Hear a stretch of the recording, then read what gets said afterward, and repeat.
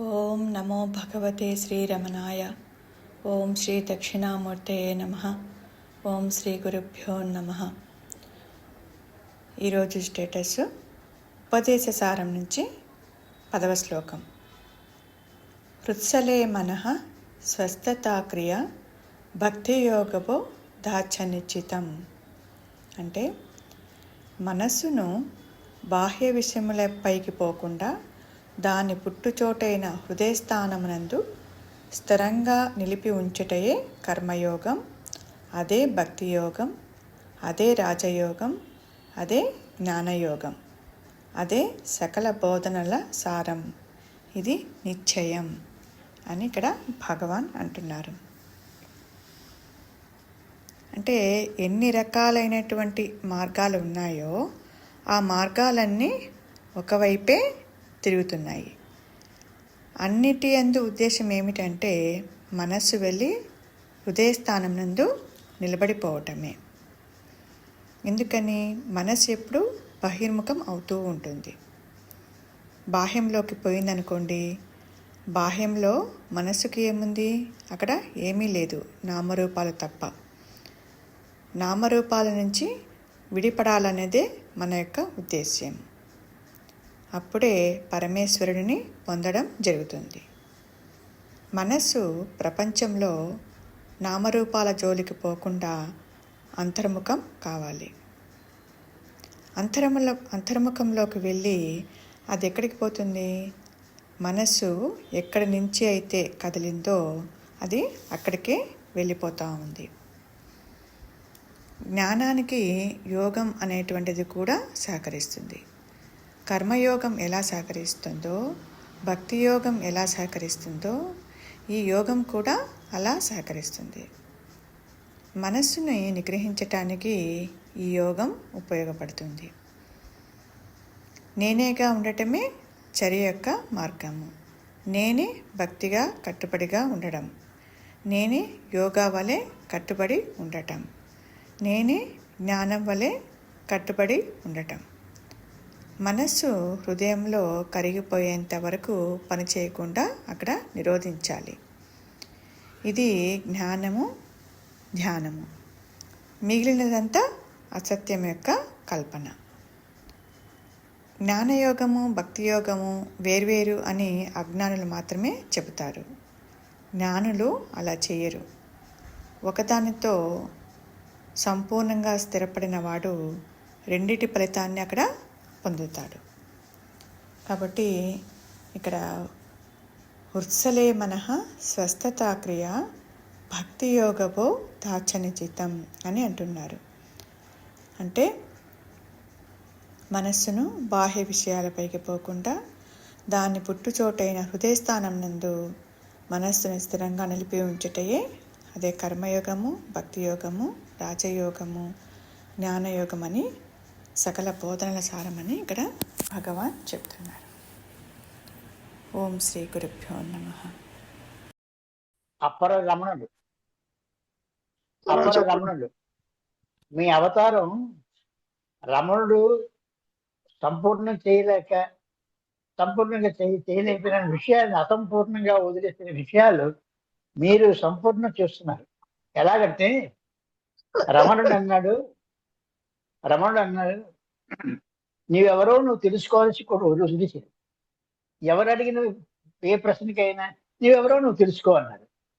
ఈ తెలుసుకోవడం అంత ఈజీ కాదు. అక్కడితో ఆయన విడిచిపెట్టేసారు. మీరు దాన్ని నేనెవరో నేను తెలుసుకున్న దాన్ని ఎంతో విశదీకరించి విపులంగాను అందరికీ అర్థమయ్యే రీతిలో చెప్తున్నారు. అదే మీలో ఉన్న ఘనత. అంతే అపరరమణులే మీరు.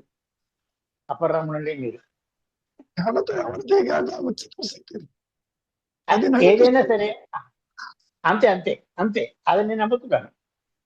అదే ఆరాధనలో మిమ్మల్ని ఈ విధంగా భూమి మీదకి పొడవు మీదకి పంపించి అది మీరు ఈ అవతారంతో వచ్చారు అనే కారణం అది. ఎందుకంటే మీ రమణ తత్వాన్ని గురించి తప్ప వేరే దాన్ని మాట్లాడరు. అందువల్ల ఆ అక్షర శక్తి ఆ విధంగా మిమ్మల్ని ఇక్కడ పంపించింది. అది మా అదృష్టం. మేము అందుకు మీరు చెప్పిన బోధనలు మేము అందులోకి పోతున్నాం అంటే అది మా దురదృష్టం. అది మా కర్మ వస్తాన్ని మేము అందులోకి పోతున్నాం. అందరూ అర్హులేను, అందరూ జ్ఞానులే. అర్హులే అనే మాట నిజమైనప్పటికీ అది దాన్ని జీర్ణించుకోలేకపోతుంది, అర్థం చేసుకోలేకపోతుంది. అర్థం కాదు, బోధపడుతున్నది, ఆచరించలేకపోతుంది. ఎలా ఉంటుందంటే పోయి నడుస్తూ ఉంటే ఒక సమితిని వేసి ఎగరూసినట్టే, అంతవరకే. అగ్ని ఆల్రెడీ ఉన్నది.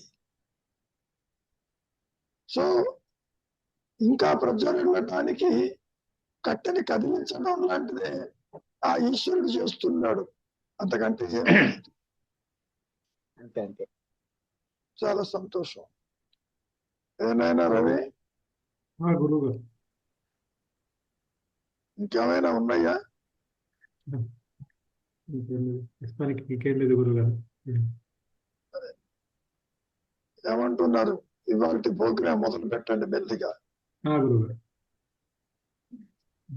ఉపదేశ సారము రమణ అమృతవాణిలో ఉపదేశ సారము 10వ శ్లోకం. హృత్స్థలే మన స్వస్థతా క్రియ భక్తి యోగ భో దాస్య నిశ్చితం. అంటే మనస్సుని, చెప్పండి గురుగారు, మనస్సుని బాహ్య విషయములపైకి పోకుండా దాని పుట్టుచోటైన హృదయ స్థానమునందు స్థిరముగా నిలిపి ఉంచుటయే కర్మయోగము. అన్ని బాగానే ఉన్నాయి. కర్మయోగం అన్నా, జ్ఞాన యోగం అన్నా, అదే రాజయోగము, అదే జ్ఞానయోగము, అదే సకల బోధనల సారము. ఇది నిశ్చయము. ఇక్కడ విశేషం ఏమిటి అంటే, యోగము అని కనుక అంటే వియోగం ఉండాలి ముందు. వియోగం కనుక ఉంటే యోగం ఉంటుంది. యోగము అంటే ఆత్మ నుంచి విడిపడి ఏదైనా గనక బయటికి వచ్చి ఉంటే తిరిగి యోగం ఉండవచ్చు. ఇది కూడా మహర్షి చెప్పిన మాటే. వియోగమే లేదు, యోగం అంటూ ఏది ఉండదు, కలయిక ఉండదు. ఇప్పుడు ఎందరో దర్శించడానికి వచ్చినప్పుడు వాళ్ళ మానసిక స్థితిని బట్టి చెప్పుకుంటూ వచ్చారు. వాళ్ళకి అనుకూలంగా అంతవరకే అది. నిజానికి అసలు మనస్సే లేదు, అహంకారం పుట్టలేదు. ఒక సందర్భంలో ఏమన్నారు? మోక్షం అంటే నేను పుట్టలేదని తెలుసుకో అన్నారు. అంతవరకే. ఇక్కడ మూలంలో నిలిచి ఉండు అంటే పెద్ద సమస్య వచ్చి పడుతుంది. ఎలా నిలిచి ఉండాలి, ఏ విధంగా వెళ్ళాలి, దారి ఏమైనా ఉన్నదా అని. నిజానికి దారి అంటూ ఏదీ లేదు, మార్గం అంటూ ఏదీ లేదు, చేరటం అంటూ ఏదీ లేదు, కొత్తగా పొందటం అంటూ ఏదీ లేదు. మరి ఏమిటండి, మరి ఎందుకు ఈ విధంగా చెప్తున్నారు అంటే, అక్కడికి వచ్చిన వాళ్ళ యొక్క మానసిక స్థితిని బట్టి తన అనుభవాన్ని చెప్పుకుంటూ వచ్చారు వారికి అర్థమయ్యే రీతిలో. ఇప్పుడు మూలంలో ఉంటున్నారు అనుకో, మూలంలో ఎలా ఉండాలి, ఏ విధంగా వెళ్ళాలి, అసలు మూలం అంటే ఏమిటి, మూలం అనేది తనకు అన్యంగా ఉన్నదా? మామూలుగా ఒక చోటు నుంచి ఇంకో చోటికి ప్రయాణం చెయ్యాలి అంటే ఎంతో శ్రమ పడాలి, వెళ్ళాలనుకుంటాం. అంటే ఏంటి? దూరంగా ఉంటే. ఇక్కడ విశేషం ఏమిటి అంటే, నీవే అదే ఉన్నావు, చేరటం అంటూ ఉండదు.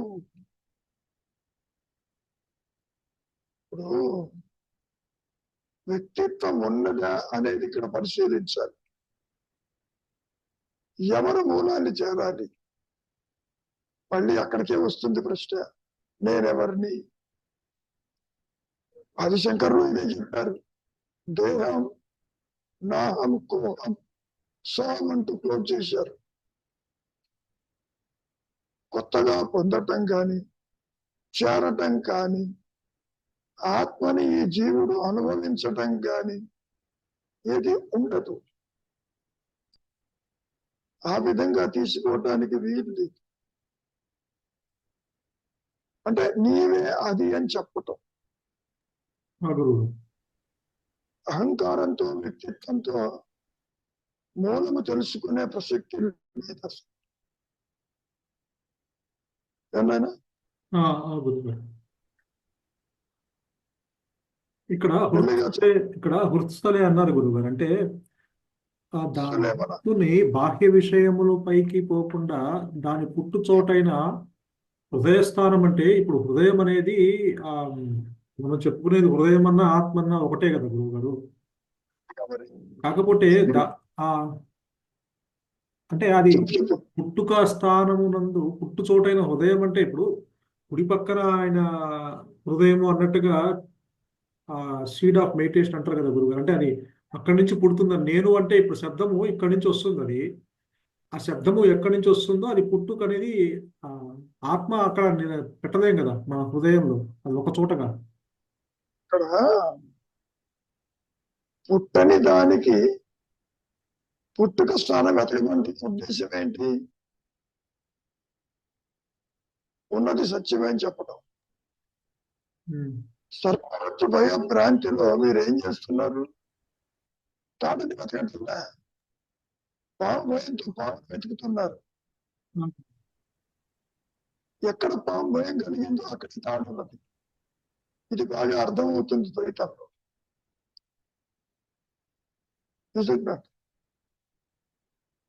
నేను ఉన్నాను అనేది నీ సహజత్వం. నేను దేహము అనే భావన కలిగినప్పుడు ఈ మాయా నేను యొక్క బేసిస్ ఏమిటి? పుట్టుక స్థానం అంటే అదేదో నిజంగా వచ్చిందని అనుకోబోతున్నా. ఆయన ఉన్నదని కాదు, ఇక్కడ దేహాత్మబుద్ధి జనించింది.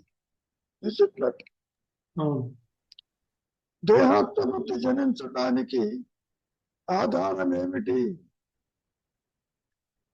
అహంస్మరణగా ఉన్న ఆత్మ నేను దేహం అని అన్నది. తాడుగా ఉన్న తాడు నేను పాము అని చెప్పి అందది. కాబట్టి ఒక భ్రమజనితమైన దానికి ఆధారం ఉంటుందే తప్ప దాని పుట్టుక స్థానం ఉండదు. కారణం అది లేదు కాబట్టి. సర్పరక్ష భయభ్రాంతిలో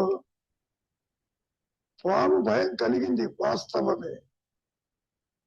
నువ్వు విచారించావు, అక్కడ పాము లేదు. ఆ విచారమే ఇక్కడ మూలం వెతకటం అంటే ఇది ఉందేమో చూడు అని. ఇంకో మాట ఏమంటున్నారు? బాహ్య చింతన ప్రాపంచ చింతన లేకపోతే అది మూలంలోనే ఉంటుందని కూడా సూచించటం. ఆత్మ అంటే జ్ఞానము అన్యత్వం ఉండదు దానికి. ఏది చూడదు అన్యంగా, కానీ నీవు ఇక్కడ అన్యంగా చూస్తున్నావు. దేహమన్యంగాను, జగత్తన్యంగాను, సంసారమన్యము, దైవమన్యము చెప్పినట్టు ఈ అన్యత్వాన్ని చూస్తున్నావు. కాబట్టి దీనికి ఒక స్థానం ఉండి తీరాలి. బర్త్ ప్లస్ ఇదం హృదయం అన్నారు, మూలం, బేసిస్. అంటే ఇక్కడ హృదయం అంటే అది ఒక చోట ఉండేది కాదు కదా గురువు గారు. ఇక్కడ ఒక చోట ఉన్నదా లేదా సర్పరచు భయ భ్రాంతిలో నీకు సాల్వ్ అయినట్టుగా ఇక్కడ సాల్వ్ కాదు.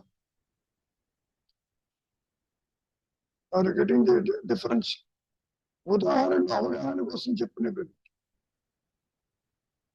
ఇది ఒక భ్రాంతి. భ్రాంతికి ఆధారము వెతకమంటున్నాడు. అసలు భ్రాంతి ఉందేమో చూడు. ఆధారణ సంగతి తర్వాత. ఏదైనా గురువు వాటికి ఇంకా ప్రశ్నలు వేశారుగా. దేవం ఎప్పుడైనా చెప్పిందా దేవన్నట్టు? లేదు. జగత్తు చెప్పిందా? లేదు. నీవు చెబుతున్నావు. ఆ చెప్పే నేను యొక్క మూలమేమిటి అనేది ఇక్కడ ప్రశ్న. కానీ ఇంత వెతకడానికి ప్రయత్నం చేశాడు. తాను ఆత్మను తెలుసుకోగలడా? లేదు. సర్పరజ్జు భయ భ్రాంతిలో ఉన్నట్టుగా పాప భయం పోయింది, ఆత్మను దర్శించాను, ఉన్నది తాడాను, ఆమె లేదు అన్న రీతిలో ఇక్కడ ఉండదు. Are you getting the difference? గురువు ఉదాహరణలు అవగాహనకి మాత్రమే. వచ్చము చెప్పులో వెండి అన్నారు, తనకు భ్రమ. తీరా పరిశీలిస్తే వెండి లేదు, ఏదీ లేదు. వచ్చము చెప్పులో వెండి అన్నాడు, కాలేదు. కాబట్టి ఇక్కడేంటి? విచారం చేయటానికి అవకాశం ఇస్తున్నారు ఇక్కడ అంతవరకు. ఏం విచారము? ప్రమజనితమైన దేహాత్మ బుద్ధి కలిగిస్తున్న నేను ఉందేమో చూడు, అంతవరకు. ఆత్మని గురించిన విచారం కాదు ఇది. ఇది పూర్తిగా అనాత్మ విచారం. ఆత్మ విచారం ఎవ్వరూ చెయ్యలేరు. ఎందుకని? అక్కడ దాకా పోది మా మనస్సు. అహంకారము వెళ్ళలేదు, బుద్ధి వెళ్ళలేదు, కుదరదు. సర్పరచు భయభ్రాంతిలో పాము ఎంతకింద తాడదాకా పని పామే లేదు పొమ్మన్నావు. ఇక్కడ అదే అంటున్నారు మహర్షి. ఆది నుంచి అహంకారము తగ్గించబడింది. It is not there. అని చెప్పడం బాగానే ఉంది. నాకైతే ఉన్నట్టుగా ఉంది. ఇది పరిమాణంతో ఉన్నది. పుట్టుక నా పుట్టుక అనుకుంటున్నాను, నేను పుట్టాను అనుకుంటున్నా. అదే లేదు. చూడవలసింది నీవే. ఇక్కడ అహంస్ఫురణం ఒకటి ఉన్నదని, అది ప్రకాశిస్తేనే తప్ప వేరే మార్గం లేదు. Are you getting the point? సర్పరచు భయభ్రాంతిలో మేము తాడును చూస్తున్నాం. బ్రహ్మచంద్రుడు పాము మైండ్లో ఉన్నది. మనస్సు సాల్వ్ చేస్తుంది చూసి. ఇక్కడ ఏమిటి? ఒకటే నేను ఉంటుంది. దేహబుద్ధి నేను, ఆత్మ నేనంటూ రెండు ఉండవు. ఒకటి ఇంకో తెలుసుకోవటానికి అలా ఉండదు. మరి ఏం చేయాలి? ముందు గతంలో చెప్పినట్టు చింతావిహీనంగా బాహ్య వృత్తులు బాను, ఆలోచన లేకుండా వెయిట్ బీస్టిల్. తర్వాత ఏమవుతుంది అనేది అది డిసైడ్ చేస్తుంది. ఆ విచారం కూడా ఆత్మే చేస్తుంది.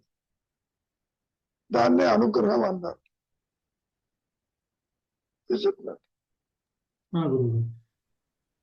నువ్వేదో విచారం చేసి నువ్వేదో ఆత్మని కనుగొని బయటకు వచ్చినట్టుగా ఉండదు ఇక్కడ.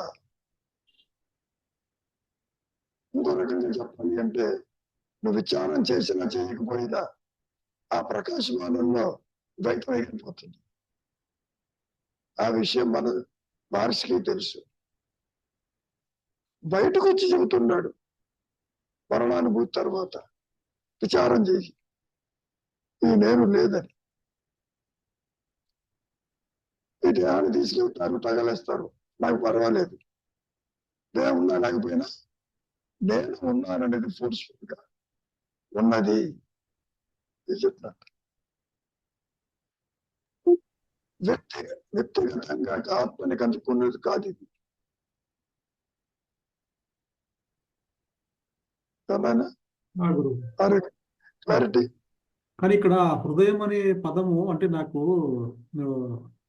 హృదయాన్ని మీరంటే భాషాంతరం లేకుండా ఉంటుంది కదా, దాన్ని శరీరంలో ఒక కుడి పక్కన వరకు ఎందుకు చెప్పొచ్చారో నాకు అర్థం కాదు. ఈ కుడి పక్కన అనే పదం దేహాత్మ వృత్తిలో ఉన్న అహంకారానికి దేశం. అహంకారం మూలం అన్నాడు. ముందు ఏమని అడిగారు? అహంకారం ఎక్కడ ఉంటుంది అంతటా అన్నారు. కాదు కాదు, దేహంలో ఎక్కడా చెప్పు. కుడి పక్కన ఎందుకని? నేను చేశాను కుడి పక్కన తీసుకెళ్తున్నావు చైతన్యం.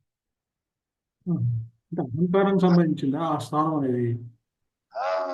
అంటే ఆత్మకు సంబంధించింది కదా. నేను దేహం అనేది నాది అని అంటున్నాడుగా. నాది నేననే వాడు ఎక్కడ ఉన్నాడు అన్నప్పుడు కుడి వైపునా అన్నాడు. ఇది అహంకార మూలం. తీరా అక్కడికి పోయేసరికి ఏముంది అక్కడ? అనంతంగా ఉంది. అంటే దాకా ఉన్న పరిమితమైన ఆ స్థానము ఆత్మప్రకాశంలో అనంతంగా మనకి దర్శనమిస్తుంది. అంటే ఆ స్థితి ఏర్పడుతుంది. అంటే విత్ రిఫరెన్స్ టు దేహాత్మ బుద్ధి, విత్ రిఫరెన్స్ టు బాడీ. ఇదిగో గుండె కొట్టుకోవటం కాదు, గుండె హృదయం కాదు, బ్లడ్ పంపింగ్ ఆర్గాన్ కాదు, కుడి పక్కన ఉంటుంది ఈ అహంకార మూలం అని చెప్తారు. It is not an object of meditation, it is a state of meditation అన్నారు. అంటే నీ యొక్క ఆలోచనకి ధ్యానానికి అది కేంద్రము అన్నట్టుగా. అంటే నీ కుడి పక్కన ధ్యానం చేయమంటారా అని కూడా అడిగారా? నువ్వు ధ్యానం చేయటం కాదు. It is not an object of meditation, it is a state of meditation అన్నారు. అంటే అర్థం ఏంటి? నేను ఉన్నాను అన్నటువంటి అజప స్థితి దీనికి ఆధారము. అది దేహంతో సంబంధం లేదు. ఇంకా అంటే ఈ అహంకారానికి ఆ స్థానం ఇచ్చారు, కానీ ఆత్మకి బాహ్యాంతం లేకుండా ఉంది. కానీ అక్కడికి పోయేసరికి జీవుడు వెళ్ళిపోయినాడు, జగత్తు వెళ్ళిపోయింది, దైవం వెళ్ళిపోయినాడుగా ఆ ప్రకాశం. ఇప్పుడు పాము భయం కలిగింది, పాము ఎక్కడ ఎదుగుతున్నావు. దేహత్వ బుద్ధి కలిగింది, దేహ పరిమాణంతో ఉన్నావు, నాది నాది అంటున్నావు. ఈ నాది అనేవాడి యొక్క లొకేషన్ ఎక్కడ? ఇదిగో కుడి పక్కన. కుడి పక్కన అది ఉన్నది అని with reference to the body mind complex అంతవరకు. తీరా అక్కడికి విచారిస్తే దేహ పరిధి దాటిపోయింది. ఇప్పుడు నిద్రపోతున్నావు, నిద్రలో నువ్వు కుడి పక్కన ఆడం పక్కన తెలుసా నీకు? తెలియదు. అసలు దేహం ఉందో లేదో తెలుసా? లేదుగా. కాబట్టి కుడి ఎడమ లోపల బయట అనే మాటలు with reference to body mind complex అంతవరకు. రెండు నేను లేవు, ఉన్నది అహంస్ఫురణ ఒక్కటే. అహంస్ఫురణకి లొకేషన్ అంటూ ఈ సృష్టిలో ఉండదు. జీవుడిలో కాని, జగత్తులో కాని, ఈశ్వరుడిలో కాని. ఎందుకని? ఇవి ఓన్లీ భావనలు, నియర్ థాట్స్. దేవాలోచన, జగత్తాలోచన, దైవమాలోచన. సో ఆలోచనలో ఈ ఆబ్జెక్ట్ లో నువ్వు ఆత్మని చూడాలంటే కుదరదు.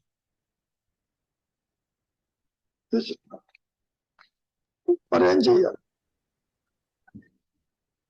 ముందు చింతావిహీనంగా బాహ్య వృత్తుల జోలికి పోవద్దు. ఎంత చెప్పుకున్నా స్థిర చిత్తానికి రా అని చెప్ప. Be still.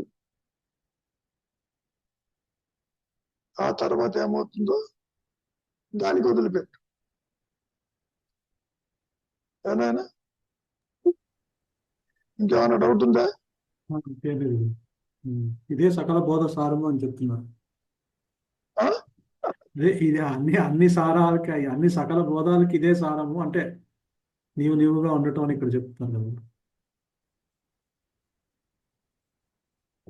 అదే కర్మయోగము, అదే భక్తి యోగము, అదే రాజయోగము, అదే జ్ఞానయోగము అని అసలు యోగం అన్న పదంలోనే కథలు చెప్పుకున్నాగా, యోగం ఉంటే యోగం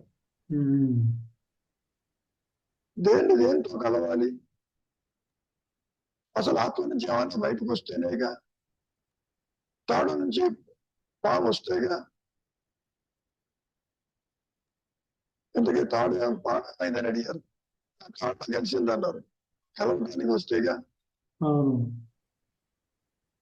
కాబట్టి బ్రహ్మజనితమైన వాటికి భ్రమ తొలగిపోతుంది.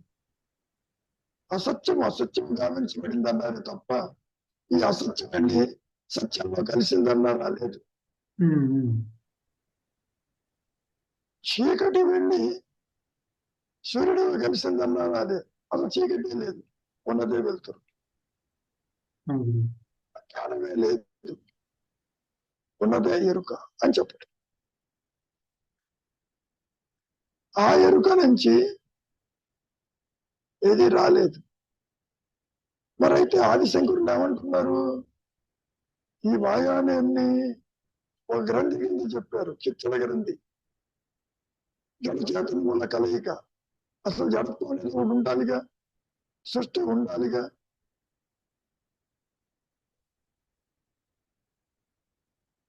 కాబట్టి లేనిది ఉన్నట్టుగా కనపడుతుంది ఇక్కడ విశేషం అది. నీవు ఆత్మమై ఉంటూ దేహాత్మబుద్ధి జనించినట్టుగా ఉంటుంది చెప్పారు. అంతవరకు దేనికి? నీవు చూస్తున్న జగత్తు గాని, సంసారము గాని, దేహము గాని అవి ఉన్నట్టు నీకు చెప్పినయ్యా. అది నీ ఆలోచన. ఆలోచనేమో నీది,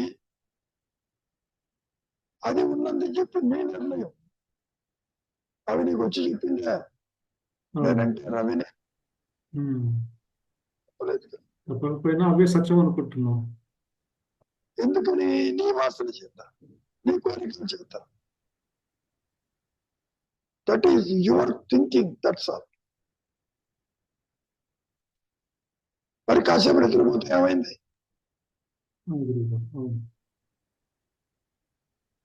నిద్రలో అనుకోవటం లేదుగా. దేహం ఎక్కడ ఉందో తెలుసా? దేహంతో పాటు నిద్రిస్తున్నావా లేదే? అందుకని సుషుప్తావస్థని దేహం లేకపోయినా నువ్వు ఉన్నావు కదా అన్నారు.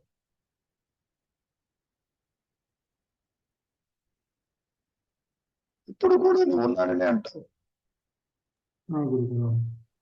కానీ ఆత్మగా ఉన్నాను అని సంగతి తెలియదు. అన్లెస్ ఆత్మ దానంతటది రివీల్ చేసుకుంటేనే తప్ప.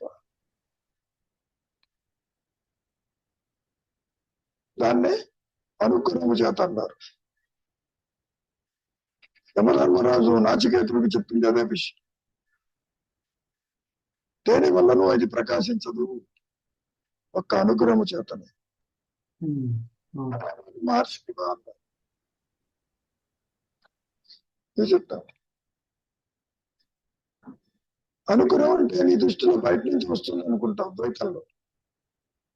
ఆత్మే అనుగ్రహము, గురువే అనుగ్రహము, నీవు అనుకునే దైవమే అనుగ్రహము. ఇట్లా అనుగ్రహమే ఈ విధంగా కనపడుతుంది.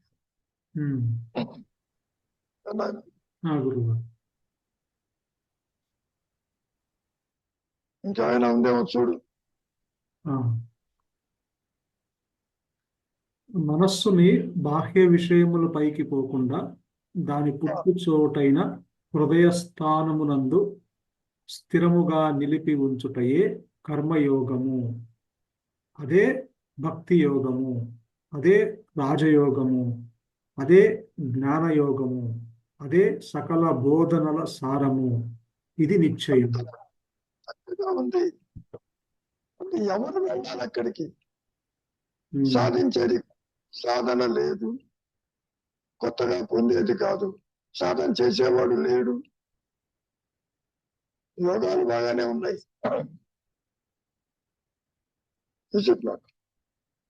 లేని వాడికి యోగము మార్గం అంటుంది. అమలు కూడా మార్గం అని కనుక అంటే ఇప్పుడు లేదు తర్వాత వస్తుందనేగా. ఇప్పుడు లేని తర్వాత వచ్చినా పోతుంది కదా. కాబట్టి మార్గం అని కానీ యోగం అని కానీ కొంతకాలం తర్వాత వస్తుందని కానీ ఈ కాన్సెప్ట్స్ మహర్షి ఎంకరేజ్ చేయలేదు. నీవే అది అన్నారు అంతవరకు. యు ఆర్ దట్ తత్వమసి వాక్యమే హైలైట్ చేశారు.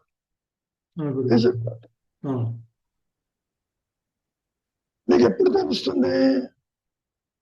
ఎదుగు బయటికి పోకుండా ఉంటే, ఆలోచన లేకుండా ఉంటే నువ్వు అక్కడనే ఉంటావు అని చెప్పారు. ఇంకొకటి ఏమన్నారు? నీవు ఆత్మ తెలుసుకోవటం కాదు, ఆత్మ ప్రకాశంలో నువ్వు లేకుండా పోతావు అన్నాడు.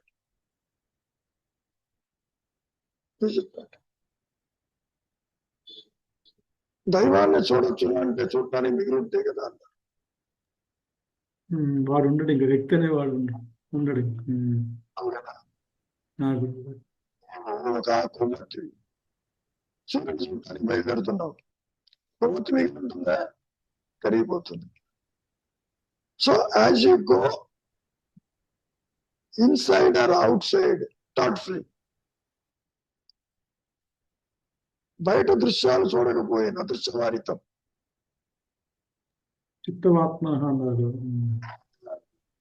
ఇక్కడ నువ్వేదో లోపలికి పోతే ఆత్మ బయటకు పడుకుంటుంది అనుకోపాటు, బయట కూడా నీవు దేనిని చూడకపోతే నేను ఉన్నానని అక్కడ కూడా ప్రకాశిస్తుంది అని చెప్పావు.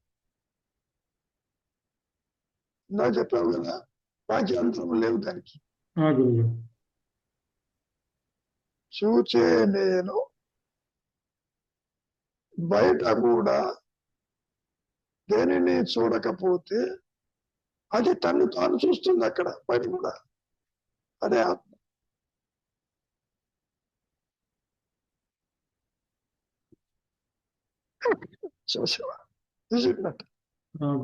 అంటే దృశ్య అదే ఇందాక మీరు అన్నారు కదా, దృశ్యవారితో ఉపదేశాలు చెప్పిన శ్లోకం.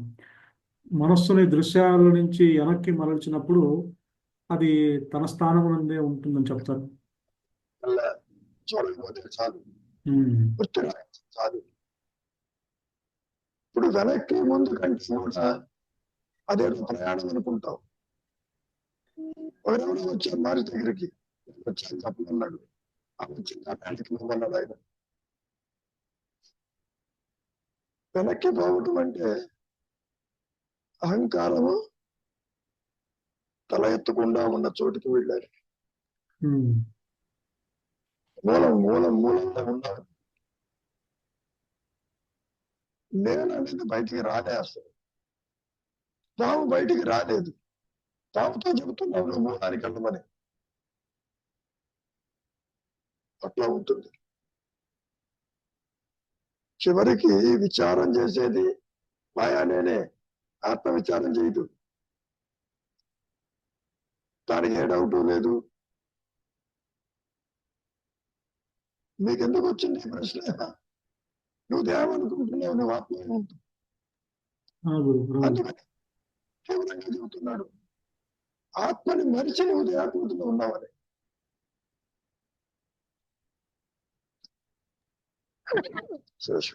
ఆత్మని మరడానికి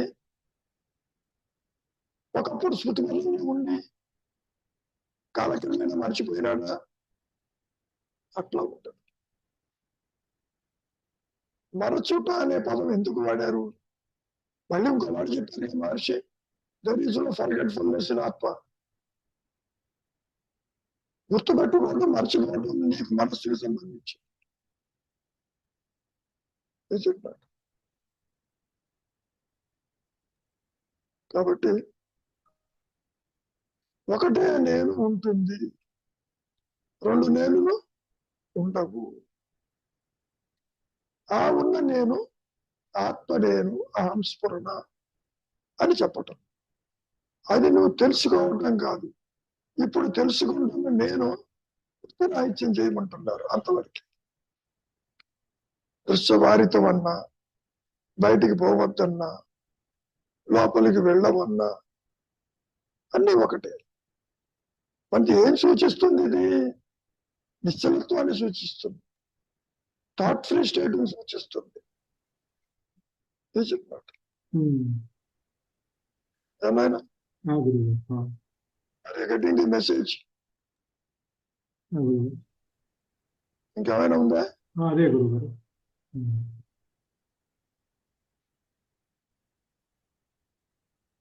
అదే ఇందాక జరిగిందన్న, మనస్సుని బాహ్య విషయములపైకి పోకుండా దాని పుట్టుచోటైన హృదయస్థానమునందు స్థిరముగా నిలిపి ఉంచుటయే కర్మయోగము. అదే ఎన్ని మాటలు చెప్పినా పుట్టు స్థానం ఏదో ఒకటి ఉన్నదని అక్కడికి నేను వెళ్ళాలని అనుకుంటాడు. వెళ్ళేదే లేదు అక్కడ. అంటే మరి ఆయన భగవాన్ చెప్తుంది అదే కదా గురువు గారు. అంటే విచారణ మార్గం ఆయన చెప్పింది, భగవాన్ ఇంట్రడ్యూస్ చేసిన విచారణ మార్గము అది ఎక్కడి నుంచి వస్తుందో అక్కడ ఉండు అంటున్నారు కదా. ఎక్కడి నుంచి వస్తుంది తెలియదు జీవుడికి. అవును, తెలియదు. ఇప్పుడు స్టార్టింగ్